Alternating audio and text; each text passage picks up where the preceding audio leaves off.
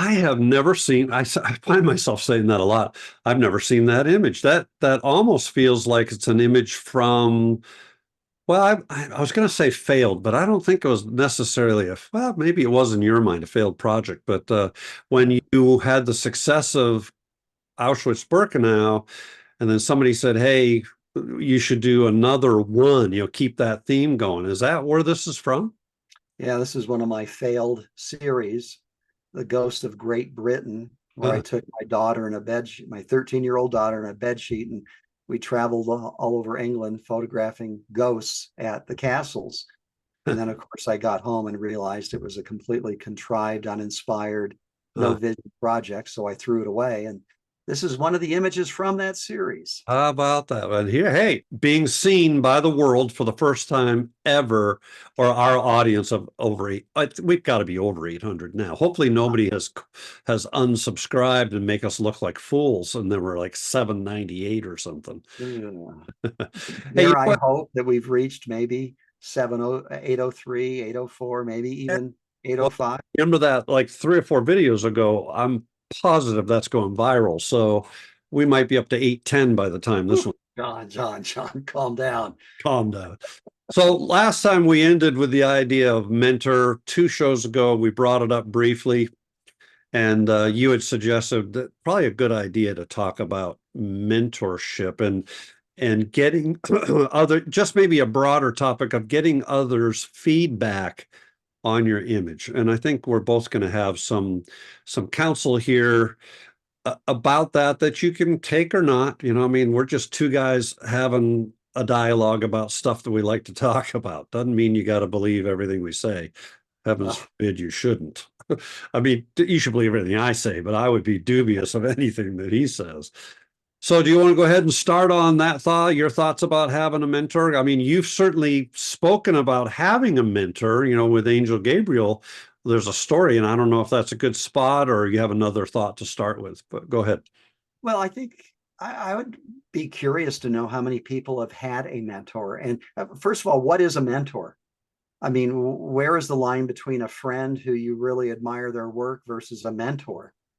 You have any thoughts on that? When does a person become a mentor? I think I don't know, but if I had to put some parameters around that, a mentor would be something like I had in my dear friend Dan Sniffen, who I revered as a better photographer than me, had more experience than me. He happened to be a judge in PSA competitions, so he certainly had a skill to observe images, I felt, and critique them to a certain level and degree.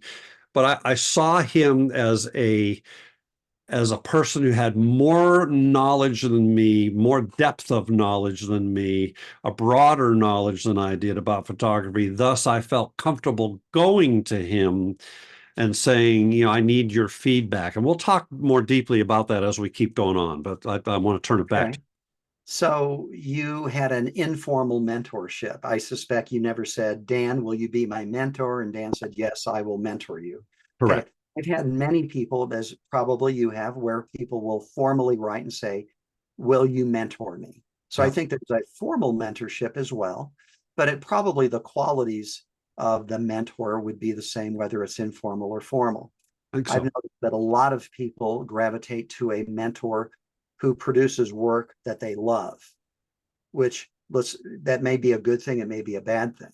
Yeah, Uh, I could see both sides of that one. Yep. yeah, so I've had three mentors in my life. The first one was Joe Boyle.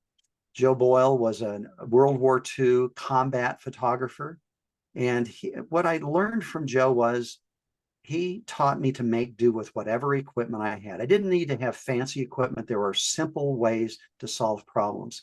For Hmm. example, once we were shooting a scene and there were telephone lines in the scene.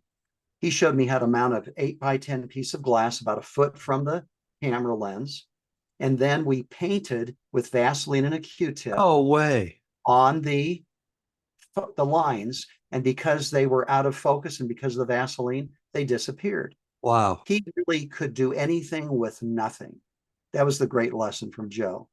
My second mentor was a high school teacher, John Holland, and we became lifelong friends. And what I gained from John was he was always encouraging me to be creative. He never steered me in a direction. And my third mentor was Vered Galore, still with us, still alive. She's perhaps the most influential because she's the one who kept pushing me to stop being a photographer and to become an artist. Mm. And I resisted because I kept saying, look, I love to document, and that's wrong to change something. And so I give her credit for helping me transform. All were important. None tried to direct me in the way they saw or the way they did things. And that's why I would worry a little bit about choosing a mentor who creates work like you love, because they might be prone to tell you how to do it their way, and you might be prone to follow it because you love their work rather than encouraging you to find your own path. Yeah, wow, that's great stories, man. I once again, you hit it right out of the park with sharing those three mentors. So my experience with Dan, who is maybe more of a casual mentor, was the same thing. Not once that I can recall did Dan ever use the words "you should." It was again words like "you might consider" or "John, would you consider this?" About the most specific he would get, and this is when I was struggling with my color theory, was, "John, you've got a magenta cast. You need to get rid of it." I mean, that's a should. That's about as But close. that's not about your vision. That was a technical aspect. That's always a technical thing. And I would say, "No, I don't." And he would show me before and after. I go, "Oh, yeah, I did."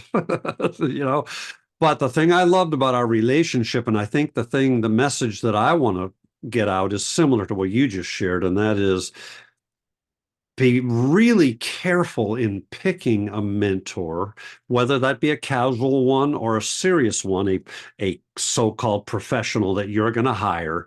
Make sure that you have a dialogue with that person before you start formally in that relationship, so that you are absolutely sure that they are not going to impose their vision on yours. Rather, quite the opposite.